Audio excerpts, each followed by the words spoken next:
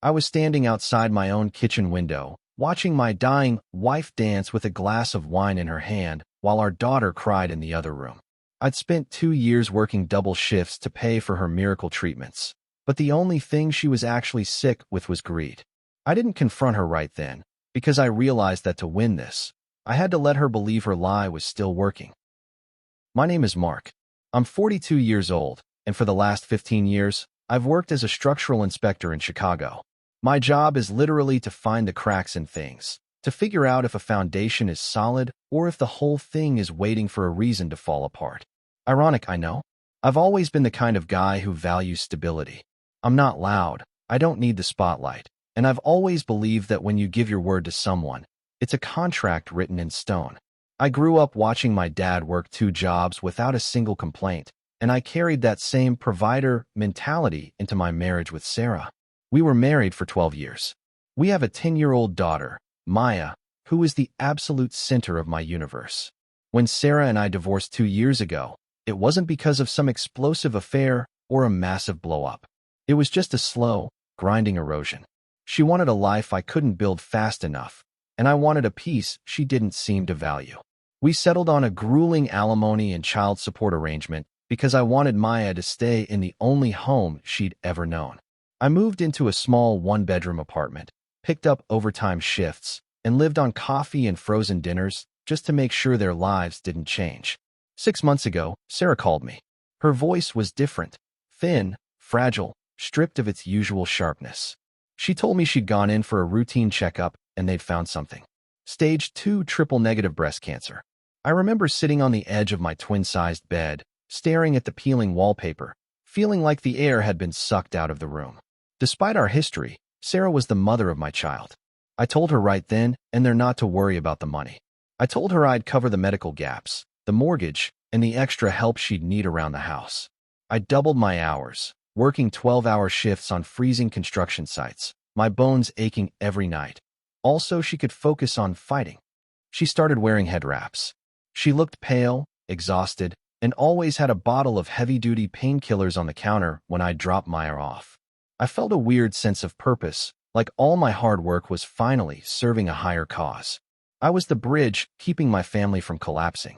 But then, I noticed a small, misplaced detail during a Friday evening drop-off. It was something so insignificant that most people wouldn't have looked twice, but my brain is trained to spot the one thing that doesn't belong in a structure. I looked at Sarah, really looked at her, and for the first time in months, I felt a cold shiver that had nothing to do with the Chicago wind. The detail was a receipt. It had fallen out of Sarah's coat pocket when she hung it up, a crumpled slip of paper from a high-end salon downtown. I picked it up, intending to trash it, but the date stopped me. It was from 2 days ago. It listed a full balayage and style. I looked at the price, $350. I looked at Sarah. She was wearing her silk head wrap, looking frail as she stirred a pot of soup. Triple-negative breast cancer is aggressive. The chemo for it is brutal. I'd spent my nights reading forums and medical journals. By the 2nd month, hair is usually gone. Eyebrows and lashes, too. Yet, Sarah was paying for professional coloring. I didn't say anything that night. I couldn't. My mind was trying to build a bridge over a gap that was too wide to cross. Maybe she bought a high-end wig. Maybe she was trying to feel human again. I went home and stared at my bank statement. I was $4,000 in the hole this month because I'd covered her experimental supplements that weren't covered by insurance. The next Tuesday, I did something I'm not proud of. I called the oncology clinic where she said she was being treated. I told them I was her husband and I was trying to coordinate her transportation for her next infusion. "I'm sorry, sir," the receptionist said after a long pause. "We don't have a Sarah Miller in our patient database." I felt a physical sickness crawl up my throat. "Check again, please. Maybe under her maiden name, Vance?" "No, sir. Nothing." I drove to her house during her supposed treatment window. Her car was in the driveway. The house was quiet. I walked to the backyard and looked through the sliding glass door. Sarah wasn't in bed. She wasn't clutching a sick bucket. She was in the kitchen, dancing. She had a glass of wine in one hand and her phone in the other, laughing at something on the screen. Her head wrap was off. Her hair was thick, vibrant, and perfectly styled in the exact shade of honey blonde the receipt had described. She looked healthier than I did. She looked radiant. I stood in the shadows of the porch, watching the woman I had been killing myself to support. I thought about the overtime, the missed meals, and the way I'd cried in my car because I was terrified of Maya losing her mother. I realized then that Sarah wasn't sick. She was just tired of being middle class. She had used my greatest fear and my daughter's heart as a blank check. I reached for the door handle, my hand shaking with a rage so cold it felt like ice, but I stopped. If I confronted her now, she'd lie. She'd pivot. She'd make me the villain for stalking her. I needed more than a glimpse through a window. I needed a paper trail that would bury her. As I backed away from the glass, I saw her phone light up on the counter. She picked it up, smiled, and started typing a message. I knew exactly what I had to do next, but I also knew it would mean playing the part of the grieving, supportive ex-husband for just a little while longer. I didn't go home. I drove to a 24-hour diner, ordered a black coffee I didn't drink, and opened my laptop. My hands were finally steady, replaced by a cold, clinical detachment. I needed to see exactly how deep this went. As a structural inspector, I have access to certain databases for background checks. But more importantly, I had Sarah's old laptop, the one she'd retired when she claimed her chemo brain made it too hard to use. I'd kept it in my apartment to back up photos of Maya. I spent the next 4 hours digging. I found a hidden folder in her cloud storage labeled medical. Inside weren't doctor's notes or biopsy results. They were templates, digital letterheads from the local hospital, crudely edited. She'd been photoshopping her own proof to send to the court and to me. Then I found the emails. She had been talking to a guy named Julian, a spiritual healer she'd met in a Facebook group. She told him she was manifesting a new life and that her ex-husband was finally paying for his past emotional neglect. She bragged about how easy it was to get the money, calling it reparations for the years she spent as a stay-at-home mom.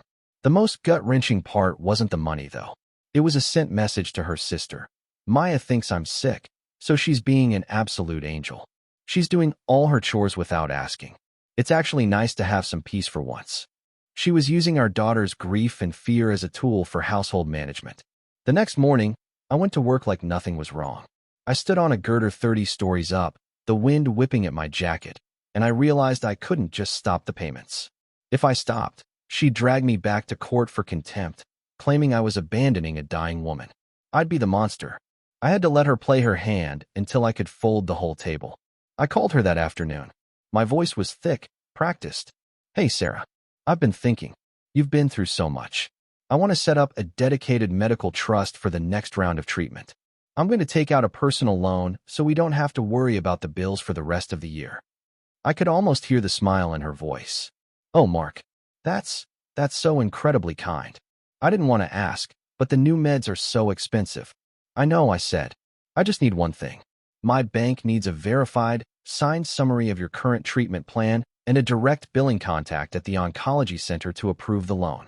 There was a long silence on the other end. The first crack in her wall. I'll have to ask my doctor for that, she stammered. He's very busy, Mark. I'm sure he is, I replied. But for $50,000, I think he can find 5 minutes. I'll come by on Friday to pick it up. I hung up and immediately called a lawyer, not a divorce lawyer, but a specialist in family law and fraud. I told him everything. I told him I didn't just want the money back. I wanted my daughter out of a house where lies were the primary language. Friday arrived. I pulled into her driveway, my heart hammering against my ribs. I walked up to the front door, and as I reached for the bell, I heard Maya crying inside. But Mommy, she sobbed, I don't want you to go to the hospital again. Please don't go. I didn't knock. I pushed the door open. Sarah was standing there in her head wrap, holding a suitcase, looking down at our terrified 10-year-old with a look of mild annoyance. She looked up at me, her face instantly shifting into a mask of tragic exhaustion. Mark, you're early. I was just telling Maya I have to check in for an overnight observation. I looked at the suitcase. I looked at my daughter's tear-stained face. Then I looked Sarah dead in the eye and held out my hand. The papers, Sarah, I said quietly. Give me the signed treatment plan. Sarah didn't give me the papers. Instead, she did what she always did when backed into a corner. She weaponized her frailty. She slumped against the doorframe, hand fluttering to her chest. Mark, please. I'm so dizzy. I can't deal with logistics right now. Maya, honey, go to your room and grab your tablet. Daddy and I need to talk. Maya looked at me, her eyes red and wide with a fear no 10-year-old should carry. I gave her a small, tight nod. Go ahead, Bug. I'll be right here. The second the bedroom door clicked shut, the mask didn't just slip, it fell off. Sarah straightened up, the dizziness vanishing instantly. She crossed her arms and glared at me. What is wrong with you? You're scaring her. I told you I'd get the papers. My doctor is on vacation. Why are you acting like a debt collector? I'm not acting like a debt collector, Sarah, I said, my voice eerily calm. I'm acting like a man who knows his ex-wife spent Tuesday afternoon getting her hair dyed honey blonde at a salon on 5th Street. The color drained from her face, but not because of illness. It was the look of a gambler seeing the dealer flip over an ace. I don't know what you're talking about, she whispered, though the conviction was gone. I have a wig, Mark. It's a high quality. I saw you through the window, I interrupted. No wig, no four-port, no cancer. Just you, a glass of Chardonnay, and a playlist you were dancing to. I also have the logs from the hospital you supposedly visit. They've never heard of you. She opened her mouth to scream, to cry, to deny, but I held up my phone. On the screen was a PDF of the emails she'd sent to her sister and her healer friend. I have everything, I said. The forged letterheads, the bank transfers, the messages where you joked about Maya being an angel because she thinks her mother is dying. You didn't just steal my money, Sarah. You stole our daughter's peace of mind so you wouldn't have to get a job. For a moment, there was silence. Then, the most terrifying thing happened. She didn't apologize. She didn't break down. She laughed. A short, sharp, ugly sound. So what, she spat. You're going to stop paying? Go ahead. I'll tell the court you're financially abusing a sick woman. I'll tell Maya you're trying to kick us out on the street. Who do you think the judge is going to believe? The hardworking hero mom or the bitter ex-husband who stalks her at night? I'm not stopping the payments, I said, stepping closer. I've already filed a motion for an emergency custody hearing, and I've already handed a folder of your templates to the district attorney's office. Fraud is a felony, Sarah, especially when it involves state-mandated alimony. Her eyes went wide. She looked at the suitcase she'd packed for her hospital stay, likely a weekend getaway with Julian. You wouldn't, she hissed. You wouldn't take her from me. I'm not taking her, I said, looking toward Maya's room. I'm saving her. You have 10 minutes to tell her you aren't going to the hospital. Tell her the doctors made a mistake and you're actually fine. Give her that much, or I swear to God, the police will be the ones explaining it to her when they show up to escort you away. She looked at me with pure, unadulterated hatred. She realized the structure she'd built out of lies didn't have a single solid beam left. Slowly, she turned toward Maya's door. But as I watched her walk away, I realized that catching her was only half the battle. The real damage was already done, and the fallout was about to be much louder than I anticipated. Sarah did it. She walked into Maya's room and, with the same practiced ease she'd used to forge medical bills, she told our daughter that the treatment had worked. She told her the doctors had made a miraculous discovery and she was going to be just fine. I watched through the cracked door as Maya collapsed into her lap, sobbing with a relief that was so pure it made my chest ache. Sarah stroked her hair, looking over Maya's head at me with a cold, defiant stare. She thought she'd won a stalemate. She was wrong. The emergency hearing took place 3 weeks later. I didn't go for a quiet settlement.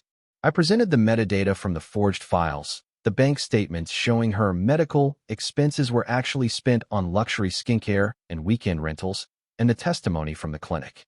But the nail in the coffin was the spiritual healer. It turns out Julian was more than a friend. He was a witness. When the DA's office contacted him regarding the fraud investigation, he folded instantly to protect himself, handing over months of texts where Sarah mocked my guilt-driven bank account. The judge didn't just give me primary custody. He ordered a psychological evaluation for Sarah and suspended her alimony indefinitely. He called her actions a calculated exploitation of a child's emotional well-being. When the bailiff escorted her out, she didn't look like a dying woman. She looked like a cornered animal. She tried to scream that I was financially murdering her, but the courtroom doors swung shut, cutting her off mid-sentence. The hardest part wasn't the court. It was the conversation with Maya. I didn't tell her the whole truth. Not yet. She's too young to know her mother is a con artist. I just told her that mommy needed to go away for a while to get help with her mind and her heart, and that she'd be living with me from now on. Last night, I sat on the floor of Maya's new bedroom in my apartment. It's small, and the wallpaper is still a bit drab, but it's solid. She was asleep, her breathing deep, and even for the first time in months. The crushing weight I'd been carrying, the extra shifts, the fear of death, the constant panic, it was gone. I'm 42 years old, and I'm starting over with less than I had a year ago. My savings are depleted, and the legal fees are a mountain I'll be climbing for a while. But as I sat there in the quiet, I realized that for the first time in my life, I wasn't just inspecting the cracks in someone else's foundation. I was finally building my own on the truth. Sarah lost the house. She lost the money. And she lost the right to be the first person our daughter sees when she wakes up. Some people call it revenge. I just call it a structural repair.